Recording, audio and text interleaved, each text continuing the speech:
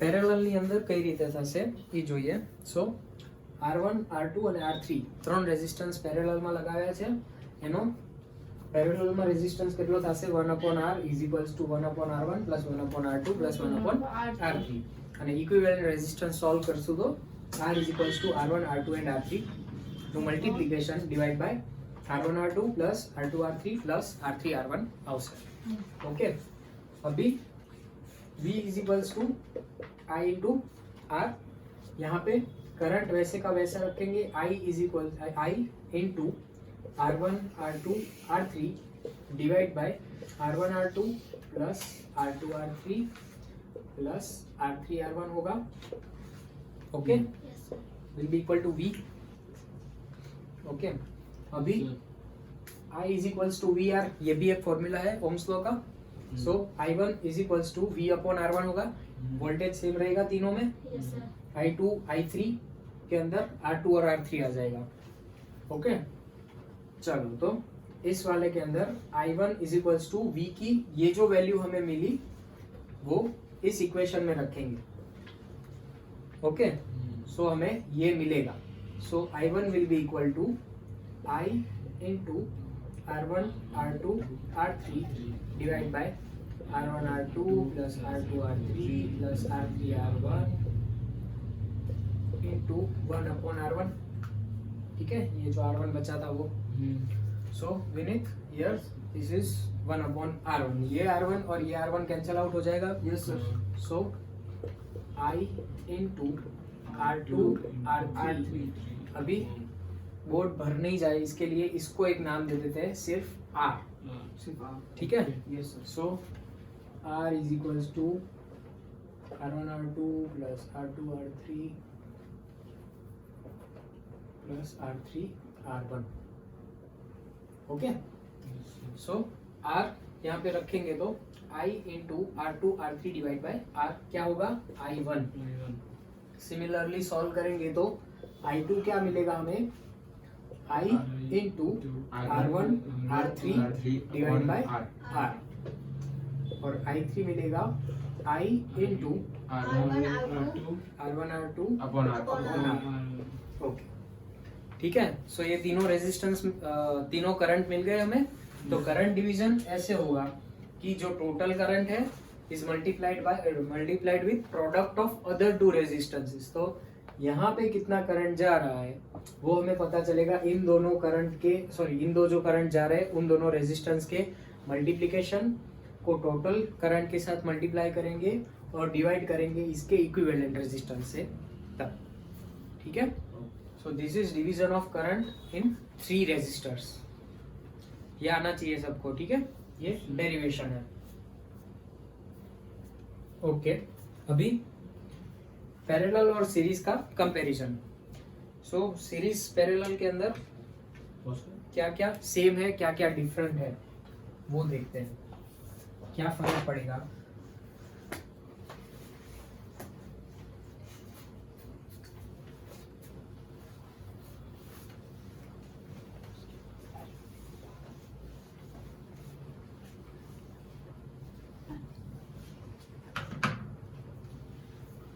तो जब भी सीरीज पैरेलल का अगर आपको पूछा गया है कि कंपैरिजन बताओ तो दोनों के एक एक ड्राइंग वाला एग्जांपल बता देना है.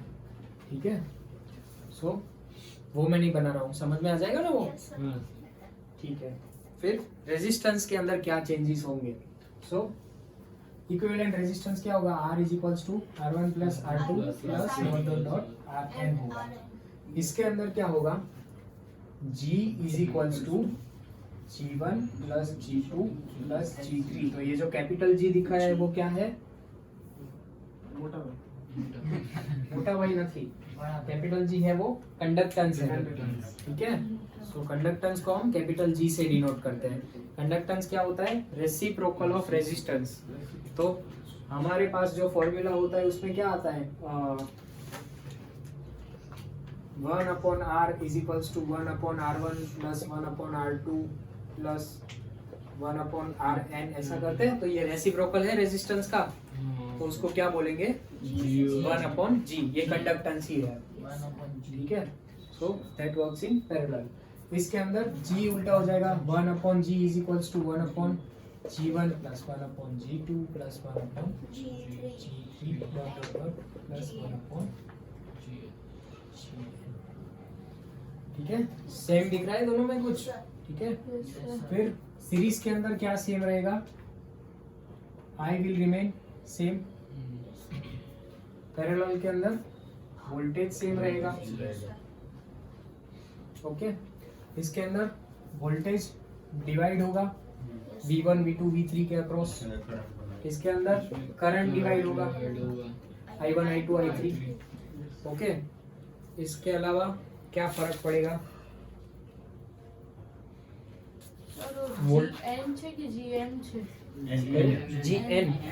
एन मतलब देखो आपके ये बहुत सी जगह पे दिखाया होगा। ठीक है, सपोज कोई भी वैल्यू चूज कर लो A, so A is equals to A1 plus A2 plus dot dot dot plus AN दिखा है, तो उसका मतलब यहाँ पे कोई भी नंबर हो सकती है वैल्यू। ठीक है, सो जितने भी ए की वैल्यू आएगी वो कैसे आएगी? सब ए का एडिशन करेंगे उससे।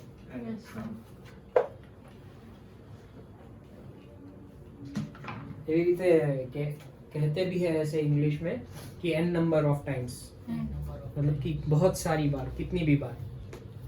ठीक है, एक और चीज इसके अंदर छूट रही है जो हमारा केसी और केवीएल वो वाला प्रिंसिपल था वो। तो केवीएल के अंदर क्या होता है?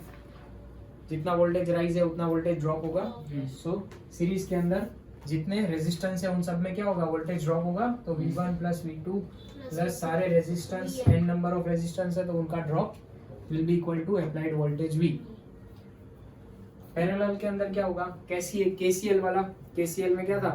Incoming current will be equal to outgoing current. तो एक मेन जो इनकमिंग करंट है वो क्या है? I, और आउटगोइंग करंट मतलब कि उस नोड से रेजिस्टेंस की ओर जा रहे थे वो सब I1 I2 IN। तो n number of parallel branch है तो IN जितनों का एडिशन। ठीक है, अभी प्रैक्टिकली क्या होता है, सीरीज हम कहाँ पे यूज करते हैं और पैरेलल हम कहाँ पे यूज करते हैं। सो एप्लीकेशंस, ये भी आप कंपैरिजन के टेबल में दिखा सकते हो। ठीक है, सो एप्लीकेशंस, और डायरेक्टली ऐसा भी पूछा जाता है कि give application of series connection और give application of parallel connection, और ये समझना भी बहुत जरूरी है for an electrical engineer. So series में कौन सी चीज लगेगी कि जिसके अंदर एक चालू हो तो ही दूसरी चालू होगी, ऐसे।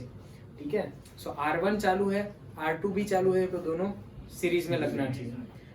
मतलब आपकी जो दिवाली की लाइट्स होती है ना, सीरीज बोलते हैं जिसको, उसके अंदर एक बंद हो जाती है तो पीछे वाली बहुत सारी बंद हो जाती है। सो उसका मतलब वो सीरीज कनेक्शन में लगा है। उसमें वो सीरीज में क्यों लगाते हैं? क्योंकि उसमें वोल्टेज लेवल बहुत कम होता है, करंट भी बहुत कम होता है। So voltage level and current दोनों कम है तो कंडक्टर की साइज ज्यादा मैटर करेगी नहीं, तो उसकी जो कॉस्ट है वो बहुत कम होगी, उसकी प्राइस उतनी इफेक्ट नहीं करेगी। तो मल्टीपल नंबर ऑफ कंडक्टर्स लगाएंगे, उससे अच्छा है कि हम एक ही कंडक्टर के अंदर सारी लगा दें। मतलब कभी कभी ऐसा नहीं होता कि वो चालू होती है उसमें कोई एक लाइट बंद हो जाती है वो बल्ब तो उसका मतलब कि वो पैरेलल में लगी हुई है। ठीक है, तो आइदर वो पैरेलल में लगी है या तो उसके अंदर फिर बाईपास किया होगा पीछे से। ठीक है, जो बीच में लाइट बंद हो गई, बाकी पीछे की नहीं हुई तो बाईपास किया होगा। पीछे की नहीं हुई तो बाईपास कैसे की? मेरा हाथ नहीं लगा, बारिश का हाथ लगा। चल पापा फोन ओके, कंटिन्यू ज राखो। ठीक है, सो सीरीज है तो सीरीज के अंदर क्या होगा? वोल्टेज डिवाइड होगा। तो वोल्टेज सीरीज के अंदर सबका अलग अलग आ रहा है, V1 V2 V3। So individual resistance will have different voltage drops. इसके अंदर क्या होगा? Individual resistance will have different current. इसके अंदर क्या होगा? Individual resistance will have same amount of current flowing through it.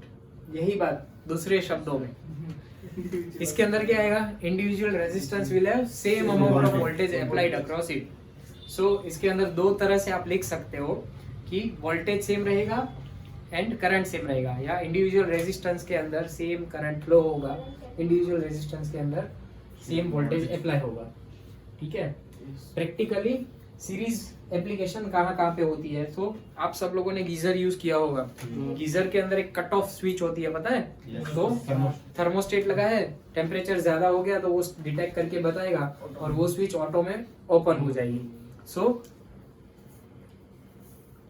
Cut off switch में use होता है इन गीजर। फिर ऐसी कट ऑफ स्विच होती है आयरन में, इलेक्ट्रिक आयरन जो होती है, ठीक है, इस्त्री। इसके बाद और कहाँ पे होता है? हमारे घर के अंदर जो एमसीबी या फ्यूज लगे होते हैं वो भी सीरीज में लगे होते हैं कि फ्यूज जल गया तो सारे घर की लाइट बंद हो जाएगी, ठीक है। सो फ्यूज, एमसीबी और प्रोटेक्टिव डिवाइस, ठीक है। सो ये सब जगह है जहाँ पे सीरीज कनेक्शन होता है।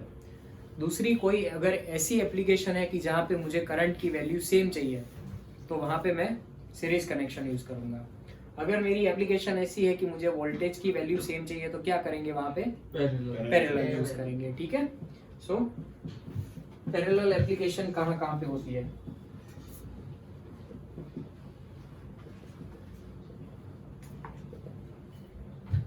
सो डोमेस्टिक सप्लाई जो होता है हमारा, डोमेस्टिक एप्लीकेशन अप्लायंसेस,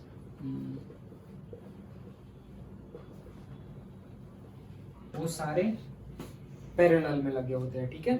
सो वो सारे पैरेलल में क्यों लगे होते हैं? This is a very important question, आपके ऑलमोस्ट सब पेपर में है ये। So why parallel connection is used in domestic appliances? Domestic appliances मतलब कि फैन, लाइट, ये जो हमारी लाइट चालू है वो सब चीजें। सो ये सब पैरेलल में क्यों लगाते हैं? एक तो रीजन है कि सब चीजों को डिजाइन करना है हमें। आपके मोबाइल का चार्जर डिजाइन करना है, या तो फिर लैपटॉप का चार्जर डिजाइन करना है, या लाइट डिजाइन करनी है, सब एक ही वोल्टेज पे डिजाइन करेंगे तो अच्छा रहेगा, ठीक है।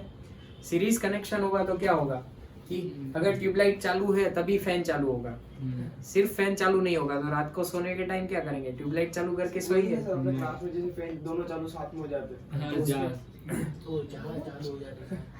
उसमें वो सीरीज कनेक्शन नहीं है, उसमें सबका कनेक्शन एक ही स्विच में से जा रहा है, ठीक है। सो वो पैरेलल कनेक्शन ही है, लेकिन उसके अंदर हर ब्रांच को सेपरेट किया, वहाँ पे सेपरेट स्विच नहीं दी हुई है। इसलिए आपके पास कोई ऐसा लोड है कि जिसके अंदर एक ही स्विच चालू करने से 3 या 4 चीज एक साथ चालू हो रही है, तो उसका मतलब वो सीरीज में लगी, ऐसा जरूरी नहीं है, पैरेलल में भी हो सकती है। और अपने उधर जो है वो पैरेलल में है, ठीक है। वरना क्या होगा, चारों फैन को वोल्टेज जो मिलेगा वो कम मिलेगा, कम वोल्टेज मिलेगा तो वो कम स्लो चलेंगे, कम स्पीड से चलेंगे, ठीक है। तो स्लो कम होते जाएंगे। Okay, so voltage will be divided अगर 4 फैन को सीरीज में लगाया है तो। डोमेस्टिक अप्लायंसेस में क्यों ये यूज होता है? तो एक तो वोल्टेज लेवल सेम रखने के लिए, सो सेम वोल्टेज लेवल पे अप्लायंसेस को डिजाइन करना इजी रहता है, ठीक है। तो पहले से एक कन्वेंशन बना दिया है, स्टैंडर्ड बना दिया है कि ये सेम रहेगा। कौन सा वोल्टेज पे रहते हैं? 230 घर के अंदर हमारे सारे अप्लायंसेस 230 पे होते हैं, ठीक है। सो 230 पे डिजाइन कर सकते हैं अच्छे से। सो इवन एसी है या मोटर है, बड़े लोड, वो भी 230 पे ही चलते हैं। गीजर है तो वो भी 230 वोल्टेज पे ही चलते हैं, लेकिन उसके अंदर क्या चेंज होता है? करंट चेंज होता है। सो करंट के लिए अलग अलग एम्पियर के पॉइंट्स होते हैं, ठीक है। सो आपने देखा होगा कि गीजर का एक बड़ा सा पॉइंट होता है, वो कितना 16 एम्पियर का होता है, या कुछ और भी बड़े आते हैं तो वो 25 एम्पियर का भी हो सकता है। फिर जो सिंपल आता है वो 6 एम्पियर का होता है। सो एम्पियर अलग अलग करने पड़ेंगे, सो वो डिवीजन अलग अलग हमने कर दिया है। सो उसके अंदर बहुत ज्यादा फर्क नहीं पड़ता है, and that current also depends on load.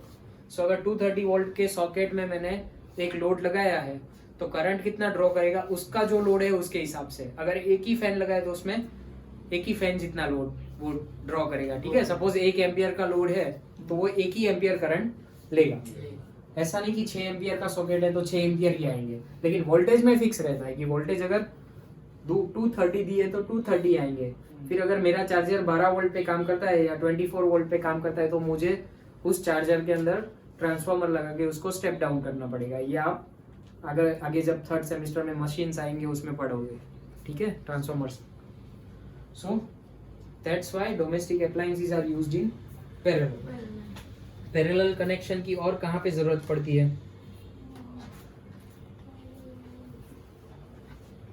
Industries,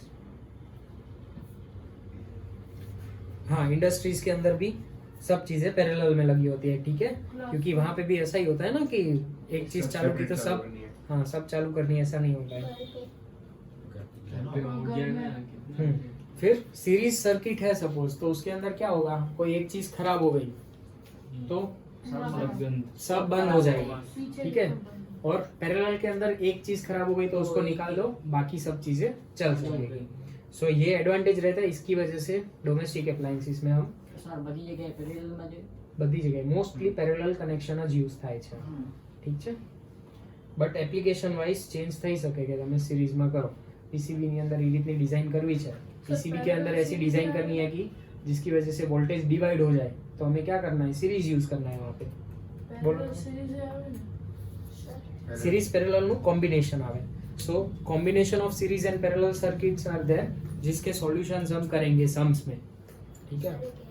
series क्या होता है, जो अपन बड़ी बड़ी 5 स्टार होटल्स में आता है, उसमें जो एसी होती है ये नॉर्मल वाली नहीं, जो सेंट्रल एसी होती है वो सीरीज में होती है। वो सेंट्रलाइज्ड थिंग है, so that is not series, but उसके अंदर एक होटल में अगर आपने देखा हो तो की होती है, वो एक मेन की निकाल देते हो तो सब बंद हो जाता है। So that main key is in series with all other appliances.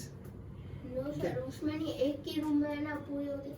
हम ऐसे बोल रहे हैं कि एक ही रूम वो में समझ 4 गया, एसी but- लगे हुए हैं, तो वो सीरीज में है क्या, ऐसे पूछ रहे हो? तो वो एक ही साथ नहीं, मतलब वो वो- पैरेलल वो अलग, वो वो अलग अलग कॉन्सेप्ट ही अलग है वो, ठीक है। सो वो एक बोल वो रहे छोड़ हैं कि एक दो रूम में अभी। जैसे 4 एसी लगे हुए हैं ना, तो वो सब सीरीज में है कि ऐसे बोल रहे हैं?